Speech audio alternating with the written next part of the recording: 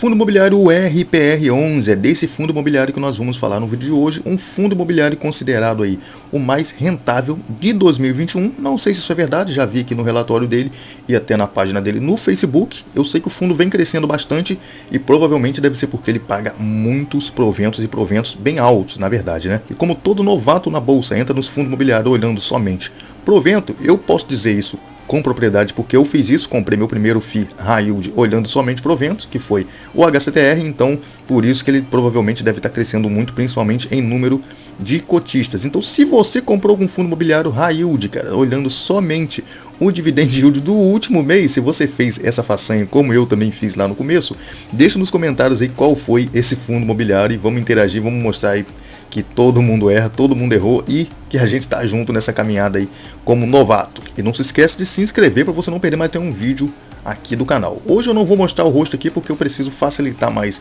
para fazer esse vídeo um pouco mais rápido, então tá muito bagunçado aqui, eu tenho que ajeitar algumas coisas aqui, então vai ser só a tela. Vamos lá, algumas informações iniciais aí do RPR11. O fundo hoje está cotado a R$ 110,94, é a última cotação que eu peguei aqui para fazer esse vídeo. O dividend yield desse fundo é um dividendo bem alto, cara. A gente vê que ele pagou aí 19,59% de dividend yield nos últimos 12 meses, tendo pago aí R$ 21,73. Ele está com uma pequena desvalorização dos últimos 12 meses de 13,09%. Dando uma olhada aqui no último ano, a cotação aqui do fundo imobiliário, ele saiu de 127, conseguiu chegar até R$ 137 e pouco. Aqui a gente vê que ele é muito negociado, então se joga o valor, o preço da cota dele muito lá para cima. Então quem comprou aqui, cara, pagou caro pra caramba nesse fundo. Nós já vamos dar uma olhada no valor patrimonial dele. E teve aquela queda aqui em novembro, quem aproveitou para comprar se deu bem, voltou aqui para os 110, 120 reais e caiu novamente. Então quem está comprando, esperando as quedas para comprar, está fazendo um bom negócio, ainda que esteja comprando caro. A gente vai conferir mais na frente aqui. Como eu falei que está comprando caro, a gente vê que ele já está mais de 110 reais. O valor patrimonial dele é de R$ 99,58. Então se você está comprando ele a esses preços, você está pagando aí 11% a mais do que ele vale. Está pagando um prêmio de 11%, cara. Você está pagando um juros alto para ter esse fundo na carteira. Por quê? Ele vale 549 milhões, porém você está aceitando pagar 612 milhões por ele. É como se fosse isso. A gente vê que o valor dele em caixa é bem baixinho, apenas 2,86%. E o número de cotistas atualmente está de 53.664.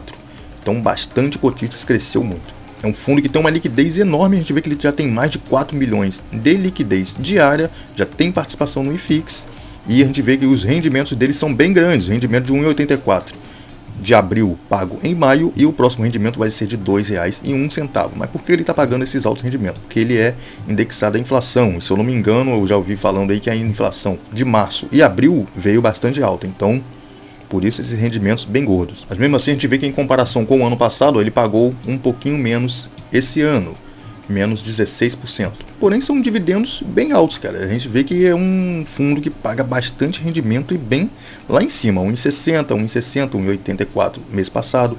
Vai pagar R$ 2,00 esse mês, já pagou mais de 2,40 aqui, ó, 2,17 ano passado. Rapaz, os rendimentos são bem altos, por isso que ele está crescendo bastante, por isso que também o HCTR cresceu muito e eu acabei entrando nessa onda dos R$ 2,00 que ele também pagava. E aqui a gente consegue ver alguns fundos imobiliários que investem no RPR11. Aqui o Iridium também está em todos, hein, cara? Tá doido, não perde uma. Iridium, MGFF, Suno, tem apenas 30 cotas dele. Então entre os mais conhecidos está somente o Suno e o Iridium. Também tem um MGFF aqui que tem também algumas cotinhas desse fundo. E o Irim, né, que também é da mesma casa do Iridium. E já saltando aqui para dentro do relatório do fundo, a gente já vê que no resultado financeiro, a gente só tem aqui até abril, ainda não tem o relatório de maio. Eu peguei aqui no caso no site do próprio fundo, a gente vê que ele teve um resultado aqui, receita de mais de 11 milhões, sendo bastante juro de CRIs, que foi mais do que os outros meses. A gente pode ver, comparar aqui nesse mês com os outros, ó, 3 milhões, 3.400, 3.700, aqui foi 4 milhões e 800. A gente vê que então a inflação está bem alta, então os juros dos CRIs pulou bastante para cima. Despesas e no total aqui o resultado por cota que o fundo teve foi de R$ 1,84, que já foi distribuído. Bem bacana. E aqui a gente vê duas coisas bacanas que eu queria destacar para vocês. Primeiro que essa reserva caixa que a gente consegue ver aqui embaixo eles falando sobre isso, que nesse caso reserva de caixas passaram a ser feitas em agosto de 2020, antes da distribuição dos resultados, para refletir e provisionar pagamentos de despesas não recorrentes do fundo. Então a reserva caixa é para pagamento de despesas não recorrentes, enquanto a gente tem que no segundo ponto reservas de lucro, que a gente vê que reserva de lucro foram efetuadas para distribuição posterior, pois os rendimentos são provenientes de correção monetária e juros de liquidação parcial da operação Lotear 1, que foi efetivada parcialmente com recursos da oferta que ainda estava em andamento. Sendo assim, o rendimento será distribuído posteriormente, visando manter a isonomia entre os cotistas. Então, reserva de lucro, reserva de caixa são duas coisas diferentes aí. Partindo agora aqui para dentro da carteira de CRIs desse fundo imobiliário, a gente vê que é uma carteira bem diversificada, bastante ativos, e a gente consegue notar coisas bem bacanas aqui. Vamos dar uma olhada aqui nas classes dos ativos. A gente vê que a maioria é única, mezanino, e tem poucos aqui subordinados que seriam de maior risco. Então vamos dar uma olhada nessa primeira aqui, subordinada, o CRI Hot Beach, que é de classe subordinada. A gente vê que ele representa tão somente 3,4% do patrimônio do fundo. Isso aqui é uma coisa bem interessante que a gente tem que ficar de olho, quanto que cada ativo representa no patrimônio. Então é uma porcentagem bem pequena, por ele ser um pouco mais arriscado, a gente pode ficar tranquilo com isso. E aí IPCA mais 13, o LTV desse CRI está em 63%, um pouquinho alto, né? E tem uma pequena inadimplência aqui, então tá bem sussa, tá bem tranquila essa operação. Então são as operações de maior risco, são essas operações subordinadas, então a gente tem que estar sempre de olho nelas. Como a gente consegue ver, a segunda aqui, a última aqui embaixo, representa somente 6% do patrimônio do fundo, então se der um problema, tranquilo, não vai afetar em nada, principalmente nos resultados do fundo, vai ser bem pouca coisa mesmo. Fora isso, tudo bem tranquilão. A gente vê que a porcentagem do PL do fundo que está alocada está em 98,4%, quase 100%. A taxa média ponderada aqui da carteira do fundo é de inflação mais 12,10%, então a gente vê que ele é full IPCA e um pouquinho apenas aqui, uma única operação aqui em GPM, então bem atrelado à inflação.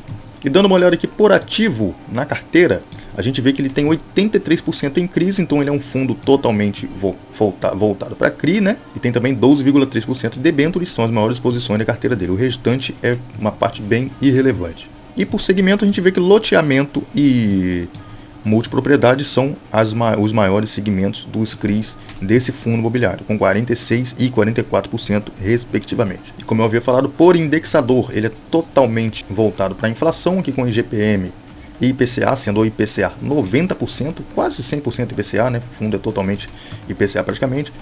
A classe dos CRIs única com 76%, e a de maior risco, vamos direto para ela aqui, que é subordinada, a gente vê que é somente 7% dos CRIs da carteira desse fundo. Então, bem tranquilo, apesar de ter esse pouquinho de CRIs de classe um pouco mais arriscada, porém a porcentagem é muito pequena, como nós vimos lá na porcentagem do PL também, quase não representa nada. E como eu havia falado do número de cotistas, a gente vê que ele pulou em quase 10 mil cotistas aqui de março para abril, indo de 45 mil para 53 mil em apenas um mês. A gente ainda não tem um de maio para a gente ver como é que tá o número de cotistas desse fundo atualmente. Tô doido para ver, o bicho tá crescendo igual um rodo, mano, tá arrastando todo mundo que vê pelo caminho. Bom, então a gente vê que é um fundo que realmente está pagando muito rendimento, mas você não deve entrar no fundo imobiliário somente olhando os dividendos, principalmente olhando só os últimos. Tenta olhar pelo menos os últimos 12 meses, dá uma lida nos relatórios, olha o histórico de cotação, se ele não está no seu preço mais alto que ele já esteve historicamente. Então isso tudo conta. E assiste uns vídeos no YouTube. Se você não sabe fazer uma análise, assiste alguns vídeos aí de um pessoal que já entende mais, vendo o que eles estão falando do fundo e tal, para você ter uma ideia de se vale a pena ou não inserir esse fundo imobiliário na sua carteira. Lembrando que isso aqui não é nenhuma recomendação de compra ou venda desse ativo. E se você já fez a cagada de comprar um fundo imobiliário olhando somente rendimento, novamente eu peço para você, deixe nos comentários aí se você já fez isso e qual foi esse fundo imobiliário que você comprou olhando somente os rendimentos. Bom, o vídeo vai ficando por aqui.